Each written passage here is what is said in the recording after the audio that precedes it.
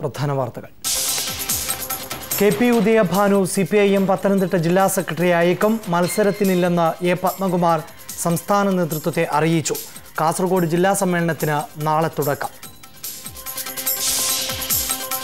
Paris ഭീകരാക്രമണത്തിൽ കൗമാരക്കാരനായ പ്രതി പോലീസിന് കീഴടങ്ങി. 2 പ്രതികളുടെ ചിത്രം പുറത്തുവിട്ടു. യമൻ തീവ്രവാദികളുമായി ബന്ധമുള്ളവരെന്ന് സംശയം. പ്രസിഡന്റിനെ തെരഞ്ഞെടുക്കാൻ ശ്രീലങ്കയിൽ വോട്ടെടുപ്പ് തുടരുന്നു. പ്രധാന മത്സരം രാജപക്സെയും സിരിസേനയും തമ്മിൽ. രാജപക്സെയുടെ പ്രതീക്ഷ ബുദ്ധിസ്റ്റ് വോട്ടുകളിൽ. സിരിസേനയ്ക്ക് തമിഴ് മുസ്ലിം പിന്തുണ. സിഡ്നി ടെസ്റ്റിൽ ഇന്ത്യ ഭേദപ്പെട്ട നിലയിൽ. ലോകേഷ് രാഹുലിന് കന്നി സെഞ്ചുറി. രാഹുലിന്റെ സെഞ്ചുറി നേട്ടം രണ്ടാമത്തെ ടെസ്റ്റ്.